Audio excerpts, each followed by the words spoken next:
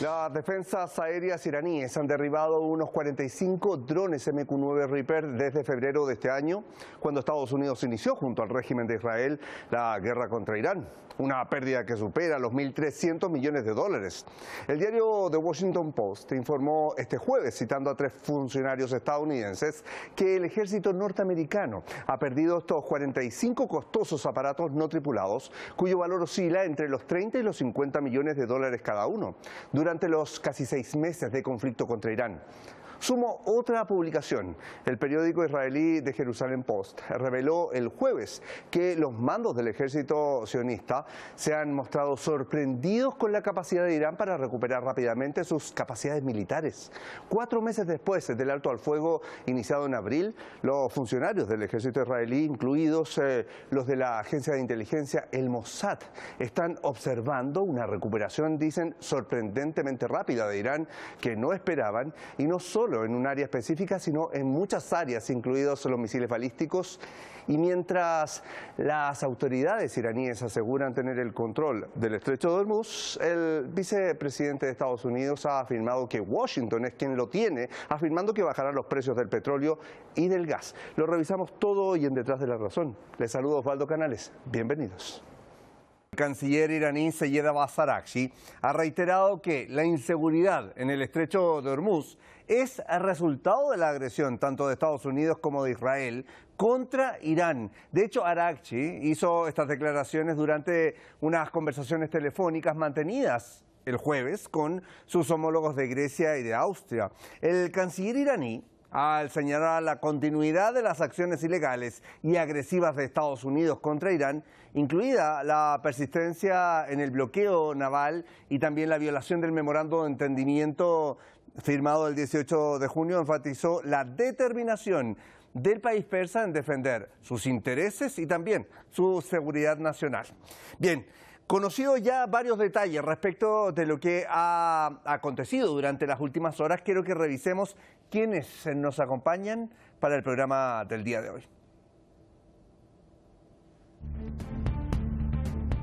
En pantalla tenemos a Juan Alberto Sánchez Marín, analista internacional, director de dxmedio.com, que nos estará acompañando desde Bogotá, Colombia.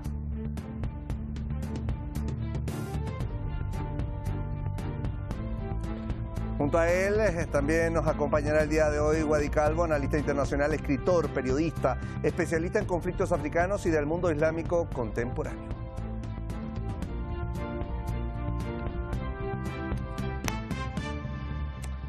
Bien, nos queda revisar y saludar directamente a nuestros invitados de hoy. Los tenemos en nuestro wall. Juan Alberto, gusto de saludarte.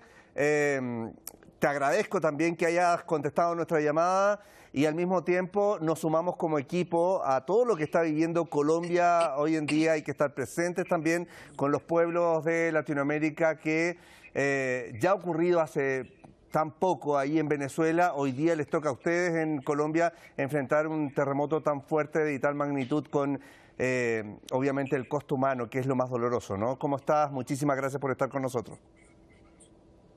Bueno, mi saludo atento para ti, estimado Osvaldo, para el compañero de panel, claro está, y para la audiencia. Sí, en efecto, es una situación muy compleja, una tragedia de una magnitud enorme.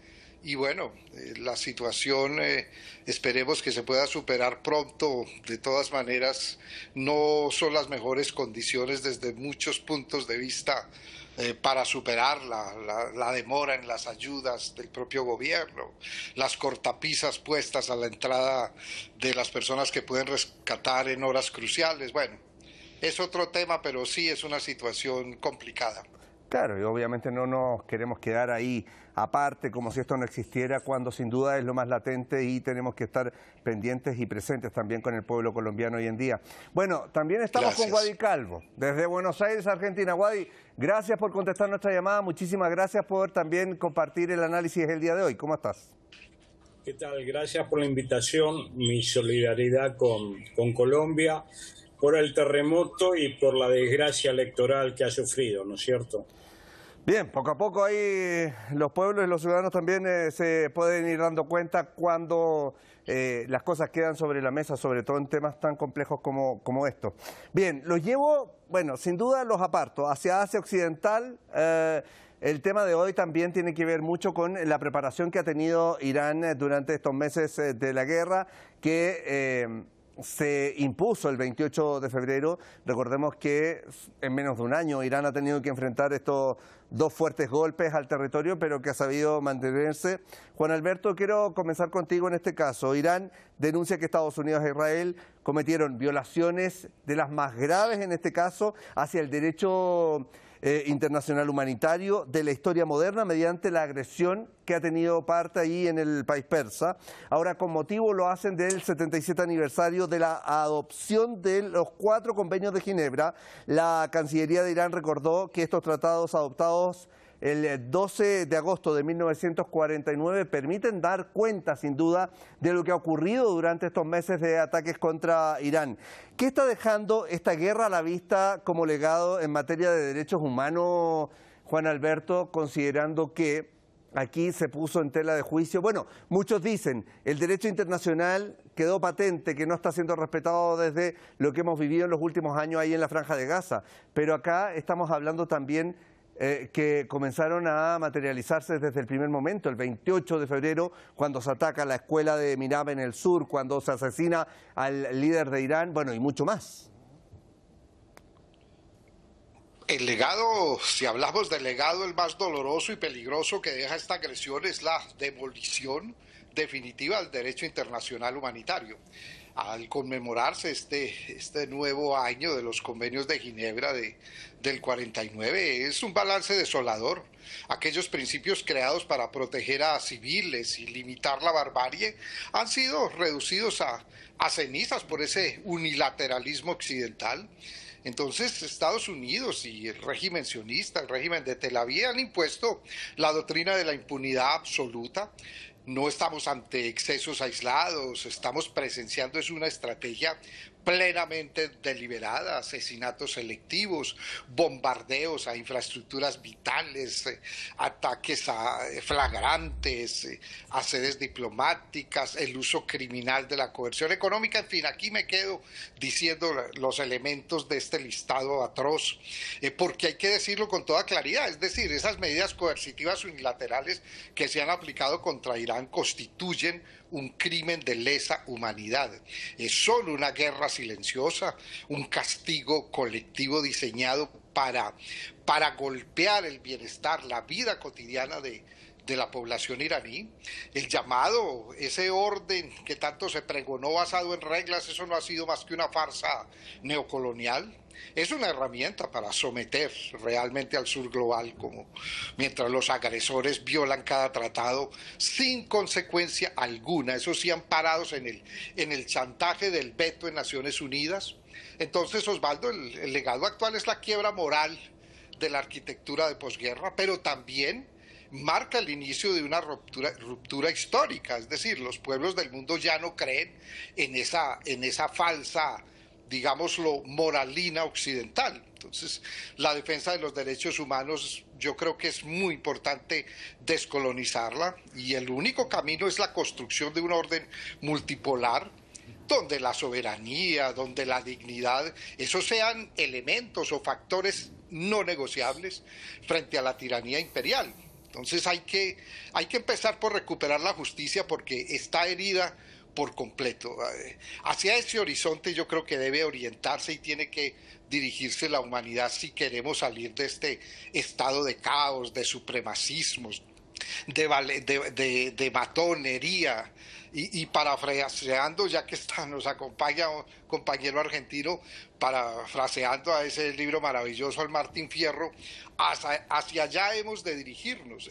Después sabremos a dónde hemos de llegar, hasta dónde hemos de avanzar, pero ese es el destino y esa tiene que ser la meta, el horizonte. Bueno, y de hecho, aquí la balanza muchas veces uno se pregunta hacia dónde se va manejando. Por ejemplo, Irán tilda de una proyección hipócrita, dicen, la declaración de Francia y de otros países también occidentales en contra de la nación iraní, bajo este pretexto de los derechos humanos. Wadi, frente a esta situación, hablamos de crímenes de guerra porque los argumentos parecen pesar más del otro lado. Francia habló sobre las manifestaciones del mes de enero. Recordemos que estas manifestaciones que ocurren dentro de Irán también están comprobados con infiltración, en este caso, de agentes externos a Irán para movilizar más allá las movilizaciones. El propio Donald Trump señaló medio molesto que Estados Unidos envió armas a separatistas y que los separatistas, en lugar de accionar esto, se quedaron con las armas y no las devolvieron. Allí hay bastantes pruebas de qué es lo que ocurrió también en estas manifestaciones. ¿Qué pasa aquí con esta voz de Francia, Wadi, o con esta acusación cuando hablamos de materia de derechos humanos? Un poco apoyando lo que decía recién Juan Alberto, yo considero que Gaza es un fenómeno particular, no simplemente lo que estamos viendo, este genocidio a cielo abierto desde octubre del 2023, cansados de ver tanta muerte, tanta devastación. Esto es imposible concebir, ¿no es cierto? Pero Gaza ha sido el gran banco de prueba tanto del régimen sionista como de los Estados Unidos. Y si eso, la comunidad internacional lo permitía, lo aceptaba, ahora vemos a los hipócritas franceses que se han cansado de violar los derechos humanos en Indochina, en África. Es decir, si alguien no puede hablar de derechos humanos es Francia, condenada por la historia. Bueno, yo creo que a partir de Gaza el derecho internacional ha muerto, no existe. Estamos viviendo en una anarquía absoluta, donde las voces que se escuchan son las voces de los más fuertes. Creo que el sur global lamentablemente tiene poco que decir en este contexto, poco que hacer, ¿no es cierto? La resistencia de los pueblos es fundamental, pero estamos viendo fenómenos como, bueno, la publicidad, las redes y todo eso, que han puesto en los gobiernos de nuestros países, y me refiero particularmente al mío, donde está el crápula mayor y el pichón de crápula que hoy gobierna Colombia, ¿no es cierto? Si los pueblos se resignan a votar semejantes esperpentos, estamos perdidos. Y Gaza simplemente será un inicio de lo que viene. Esto ha sido una muestra gratuita del infierno al que nos aproximamos después de haber tolerado lo de Gaza. El ataque sobre Irán es lo mismo, en otra escala. Irán obviamente no es Gaza, es una potencia, yo me atrevería a decir que ya no es una potencia regional, sino una potencia global, y es un hueso difícil de roer. Pero creo que tanto si Rusia y China no entienden que Irán es la última frontera, bueno, este problema lo van a tener en sus propios territorios muy pronto. Claro. Bien, Wadi, Juan Alberto, quiero que revisemos lo siguiente. Desde Irán se afirma que la contaminación petrolera registrada en las costas de la isla de Geshm estaría relacionada con las consecuencias de la agresión militar extranjera en toda la región. Quiero que revisemos parte de estas declaraciones que fueron hechas en la red social X y otras también en las horas recientes para continuar.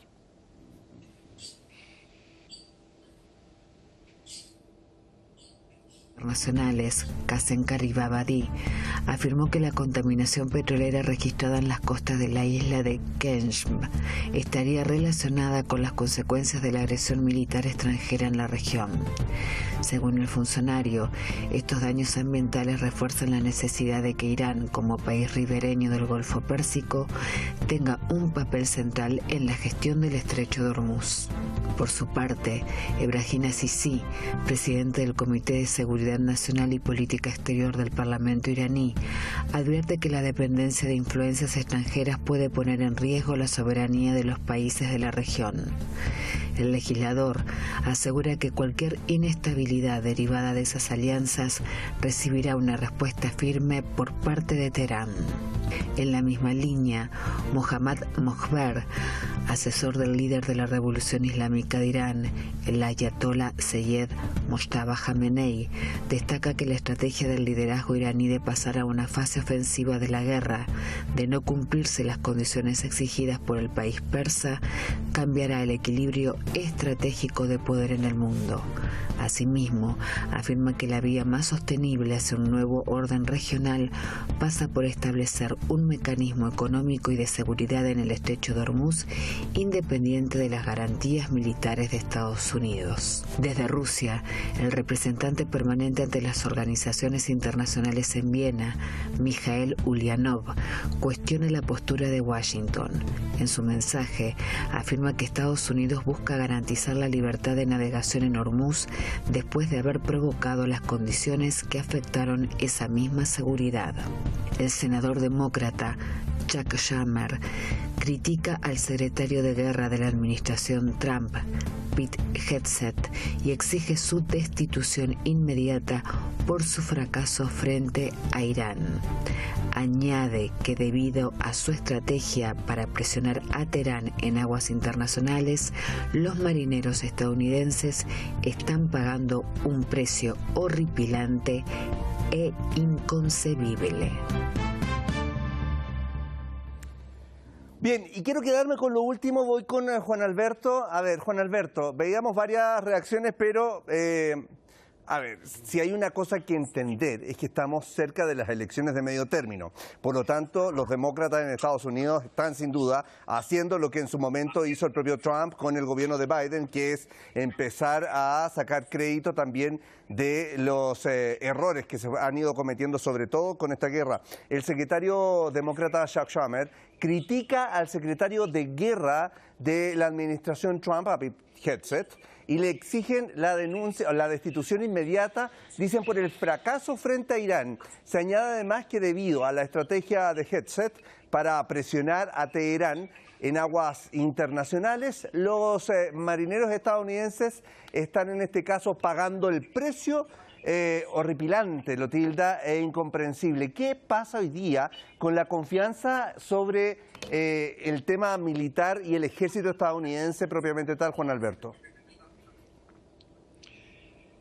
Bueno, esa crisis de confianza es absoluta, de eso ninguna duda.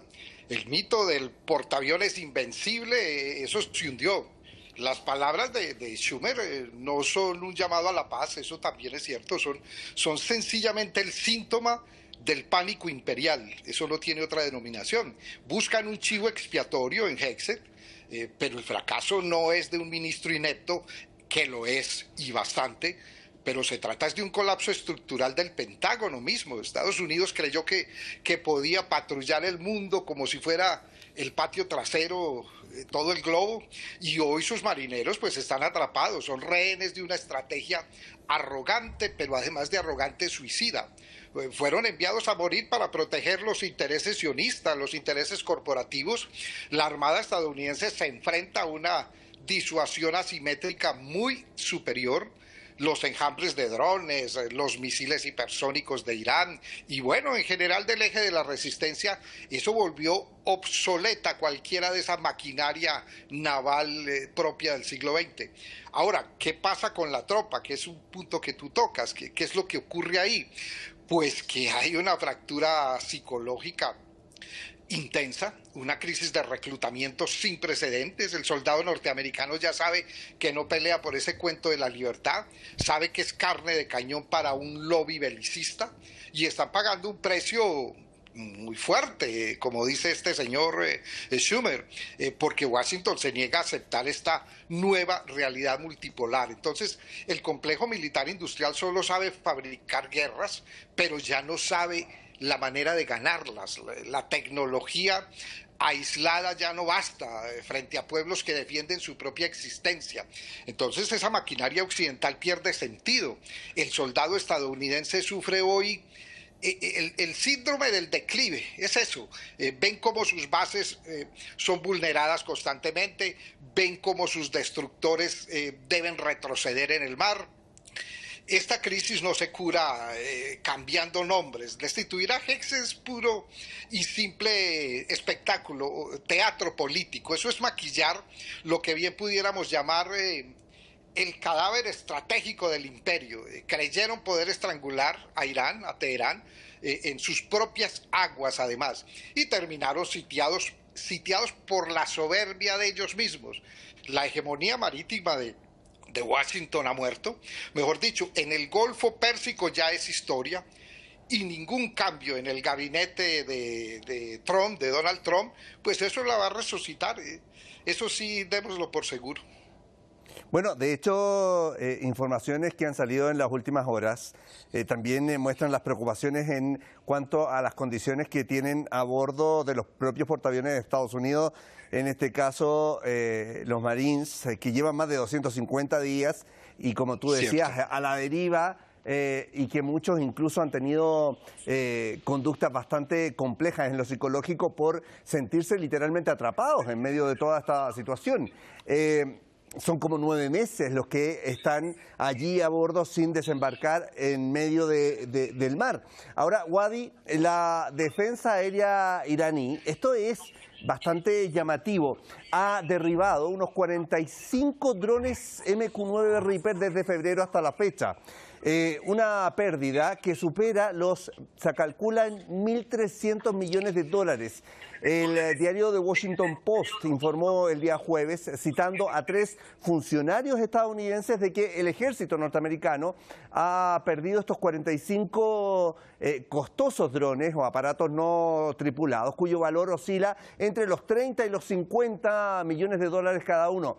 ¿Qué demuestra Irán con este medio y con esta situación en esta guerra absolutamente de desgaste para Estados Unidos? Recordemos que se habla de un déficit importante en temas de misiles, en temas de ataques de Estados Unidos propiamente tal, que ha invertido en esta guerra sin objetivos cumplidos. Bueno, lo que demuestra Irán es lo que dije en la intervención anterior, que ya no es una potencia regional, es una potencia global que puede enfrentar de igual a igual nada menos que a los Estados Unidos y al régimen sionista, que también es una gran potencia militar. Y no ha sido quebrada en su capacidad militar, eso es obvio, porque ha puesto en jaque a todas las naciones títeres de Medio Oriente, incluso ha atacado a su antojo posiciones dentro de la Palestina ocupada por los sionistas, y creo que lo más importante, más allá de lo material, de esta resistencia armada, es la resistencia de su pueblo, ¿no es cierto? Inquebrantable junto a sus líderes, y yo creo que eso es lo que le da el carácter de invencible a Irán. No es posible vencer un pueblo con esa convicción. Aquí se han escuchado que en las manifestaciones contra el régimen iraní hubo hasta 70.000 muertos, cifras así astronómicas, sin ninguna constatación seria.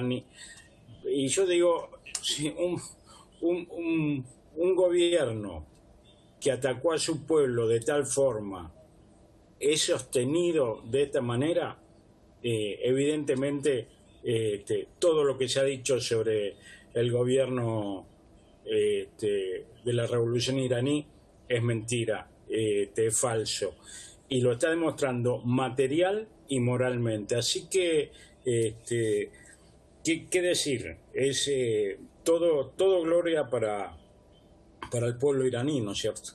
Ahora, claro, yo por eso mismo citaba a The Washington Post, porque uno se da cuenta cómo ha cambiado también el discurso dentro de los medios de comunicación, que en este caso tienen o han tenido la misión de más bien demonizar, ponte tú, el tema o la imagen de Irán a nivel internacional, y hoy día son fuentes que están dando cuenta de lo que ha avanzado Irán por sobre, en este caso, la estrategia estadounidense. Y voy rápido con esto, Juan Alberto, para que revisemos otro informe y avancemos también en el programa, pero si yo citaba The Washington Post, quiero ir contigo con una información del periódico israelí de Jerusalén Post, que reveló el día jueves que los mandos del ejército sionista se han mostrado sorprendidos por la capacidad que tiene Irán para recuperar rápidamente sus procesos militares tras la guerra que inició entonces el 28 de febrero de este 2026. ¿Qué cambió esta guerra en materia de fuerzas, Juan Alberto? Esta confesión, Osvaldo, eso no es de este periódico, no es una simple nota al margen, una nota periodística. Yo pienso que estamos hablando del acta de defunción de ese mito sionista, y es el reconocimiento del fracaso absoluto de su inteligencia y de toda su doctrina militar. ¿Qué cambió? ¿Qué cambió con la guerra? Pues cambió el panorama de la disuasión en Asia Occidental. El régimen israelí creyó o estaba absolutamente convencido en su supuesta supremacía, esa supremacía tecnológica.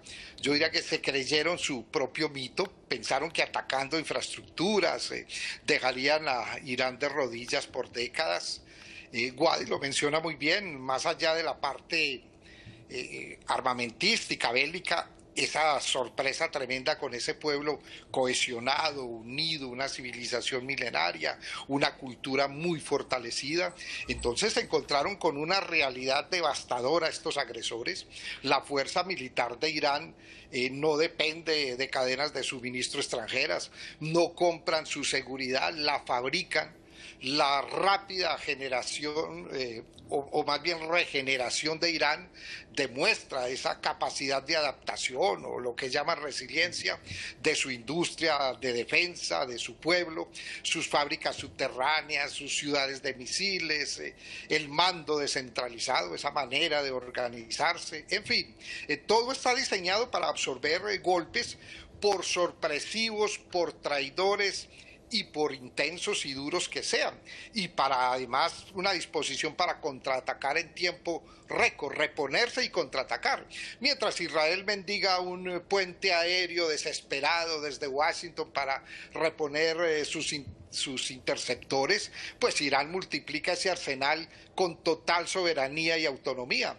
Entonces la guerra de este año destruyó la ilusión de la victoria rápida, demostró que el eje de la resistencia no es un blanco fijo, es un ecosistema móvil, dinámico, adaptable y sobre todo invulnerable a ese desgaste que le pretendían hacer. Entonces los mandos sionistas están muy sorprendidos porque miden al adversario con sus propios parámetros coloniales. Esa era su costumbre. Subestimaron esta doctrina simétrica de Irán, no comprenden que destruir un hangar o cualquier infraestructura no borra el conocimiento científico ni la fuerza cultural de una nación. Hoy las fuerzas iraníes no solo se han recuperado, sino que han evolucionado han calibrado sus defensas aéreas, blindado sus redes electrónicas, han perfeccionado la letalidad de su capacidad hipersónica. En fin, el balance de fuerzas ha sufrido un daño irreparable para Occidente. El régimen ocupante sionista ahora sabe que su profundidad estratégica en realidad es nula, y esa sorpresa que hoy confiesan esos medios, eso es el preludio de una derrota definitiva. Y algo que también mencionaba mi compañero de panel, y es que hay un fortalecimiento en Irán que ya podemos hacer pensar que no es una potencia solamente regional, sino que trasciende las fronteras de la propia Asia Occidental, y eso es bastante significativo. Bien, y los quiero trasladar también de este escenario de fuerzas militares a otro punto que también ha mostrado bastante debilidad por parte de Estados Unidos respecto de los objetivos que el propio Estados Unidos ha puesto sobre la mesa. No estoy haciendo una analogía desde lo personal. En nuestro Wall tenemos nosotros lo que pasó en materia de derechos humanos con la escuela de Minab, pero también el avance con el derribo de estos dron MQ-9 Reapers, pero los voy a llevar al estrecho de Hormuz, porque Irán asegura que mantiene sin duda el control en el estrecho de Hormuz, pero Estados Unidos a la par también quiere dar a entender que es Washington quien domina esta vía marítima y toda la situación.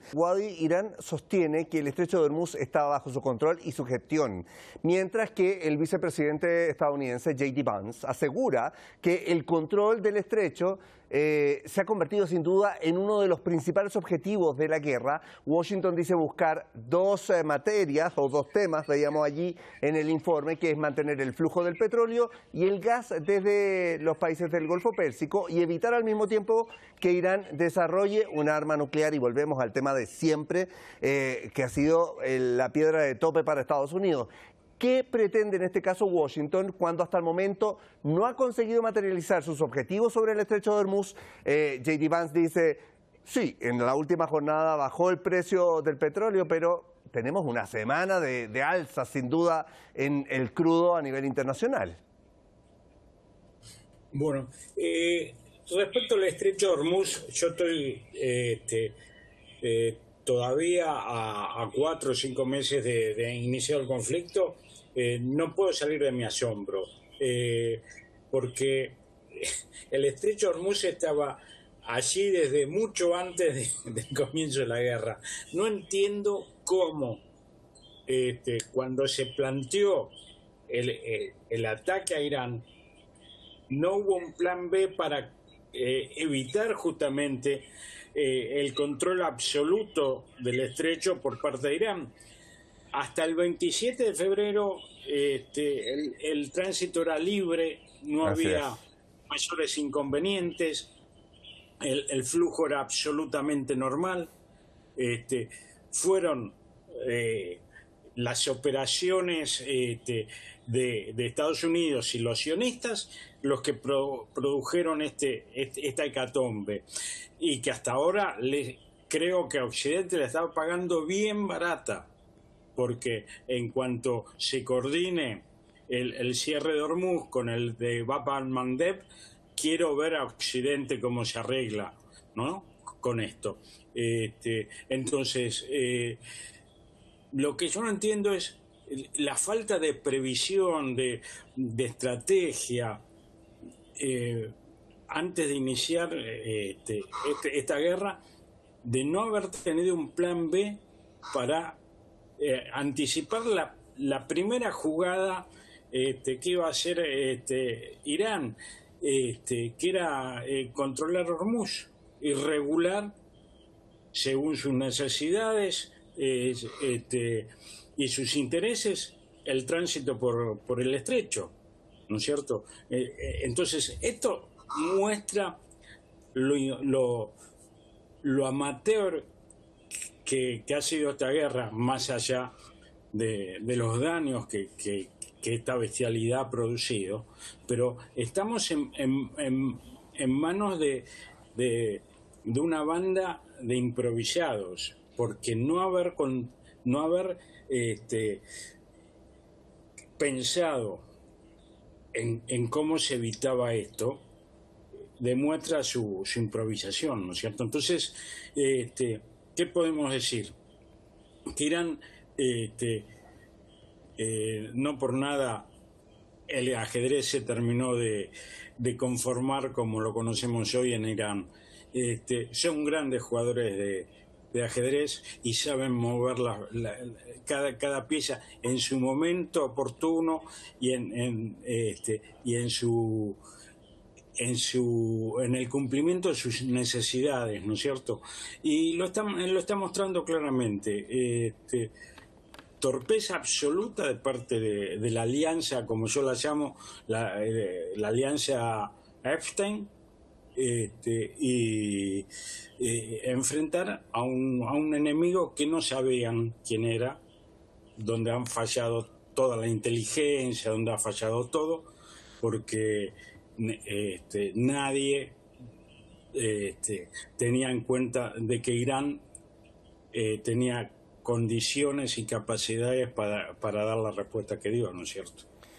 Y es que como tú señalas, Wadi, o sea, aquí todo se dio vuelta de un momento a otro porque dentro de la nebulosa que se planteó Estados Unidos e Israel al principio de la guerra, uno veía que se hablaba de guerra preventiva cuando no había un peligro inminente, en este caso de Irán. Irán no estaba diciendo vamos a atacar, por lo tanto el peligro inminente no existía, pero también se hablaba en este caso del cambio de sistema que no ocurrió, también se hablaba en este caso del programa nuclear iraní.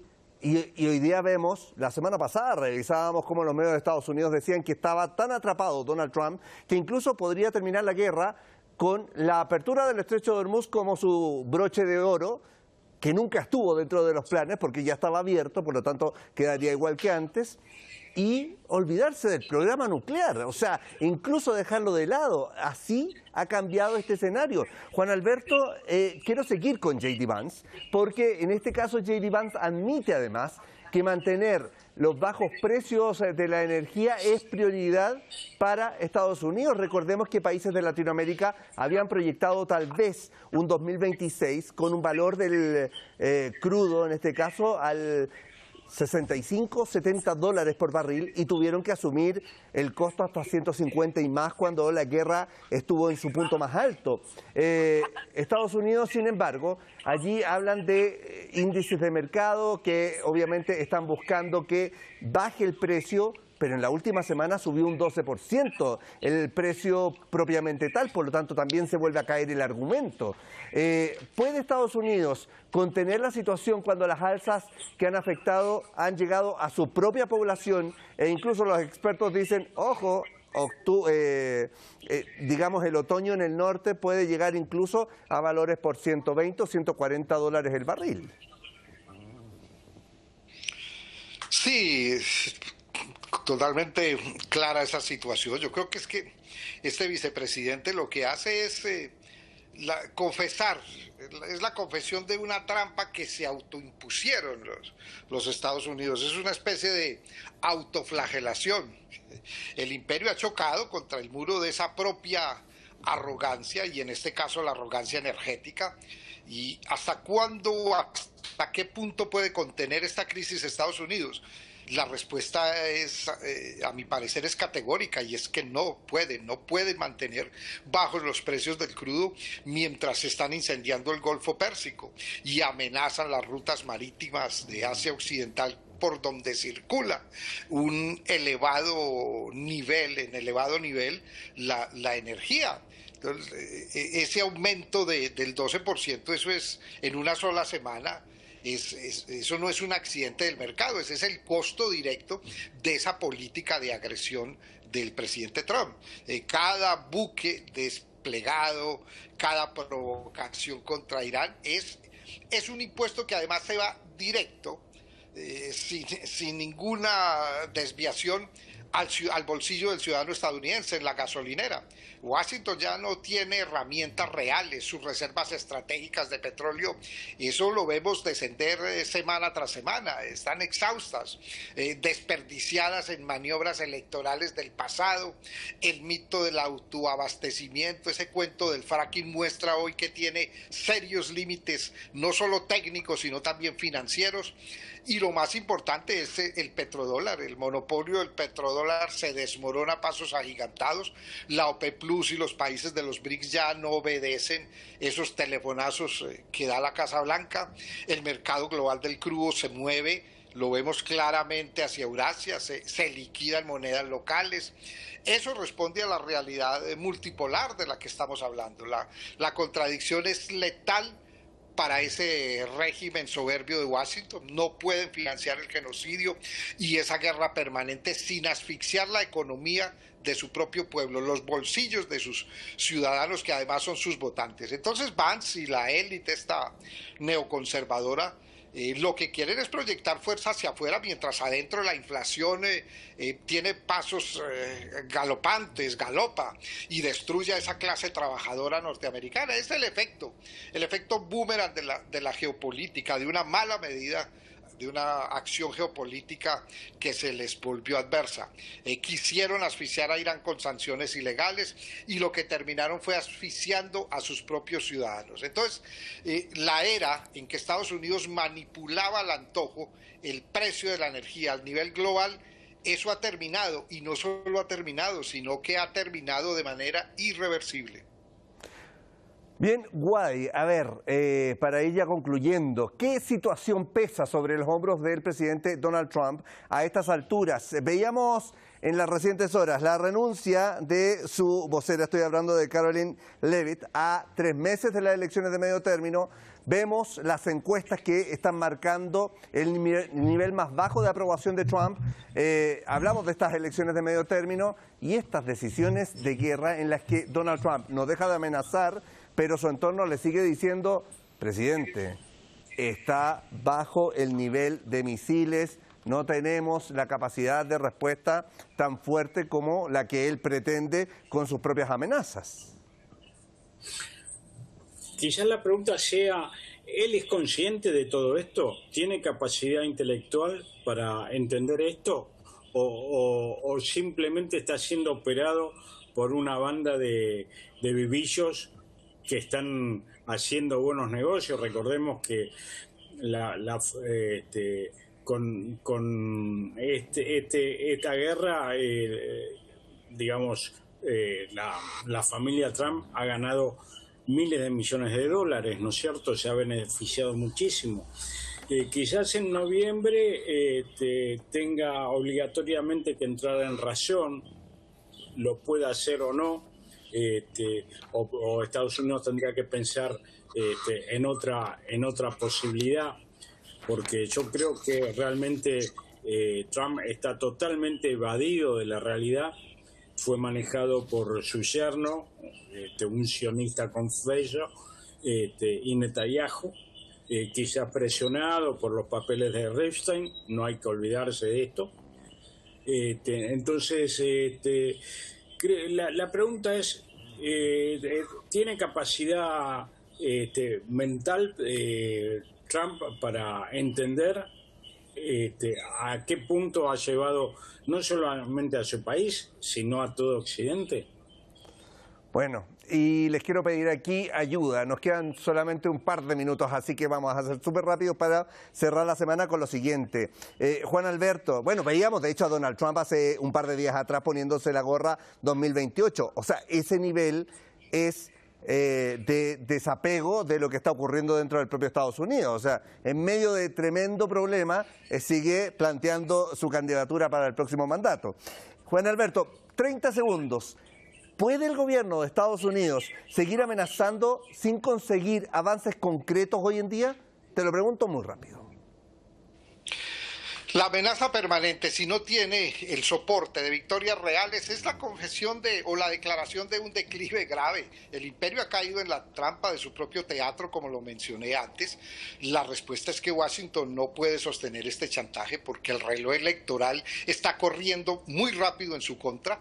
Las elecciones de medio término de este 2026, eso no se va a definir con esa retórica que manejan, sino con el bolsillo afectado de los votantes estadounidenses. Trump prometió romper con las guerras y está haciendo todo lo contrario. Prometió centrarse en reconstruir al país, pero lo que vemos es un país que se desbarata. Su administración no hace sino repetir lo mismo que han hecho los gobiernos que él criticaba. Amenaza a Teherán, provoca el Golfo, agita sanciones, en fin. Lo que consigue es cero avances estratégicos mientras Irán no retrocede un solo milímetro. El eje de la resistencia lo que ha logrado es que se consolide más, las rutas del comercio multipolar crecen, eso no le piden permiso al dólar ya. Lo único que Washington ha cosechado es una inflación tremenda, una deuda desbocada, crisis fiscal, el rechazo de la propia población. Entonces, esta amenaza constante que no se cumple, lo que está es destruyendo la credibilidad de la disuasión imperial y dejó a Trump desnudo, al emperador desnudo. Bien. Y eso demuestra que ya no tiene capacidad militar ni músculo financiero. Es decir, creo que Washington ya no acepta que no puede imponer su voluntad por el miedo, pero van a ser sus propios ciudadanos quienes en las urnas le van a recordar el costo que tiene ser soberbio y el costo que ha tenido tanta soberbia imperial. Wadi, me quedan 30 segundos, pero me gustaría terminar con esta pregunta. ¿Cómo ves a los aliados, en este caso de Estados Unidos, a estas alturas? ¿Qué pasa con los europeos? Revisábamos este enfoque de Francia hace unos minutos atrás, pero para terminar, ¿cómo ves esta postura que siempre acostumbró ser neutral, entre comillas, hoy en día a los europeos?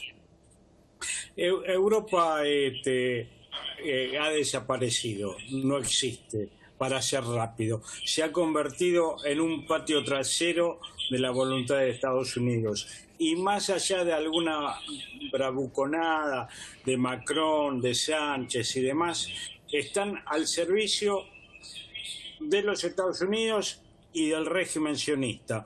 Europa políticamente ha dejado de existir, está muerta.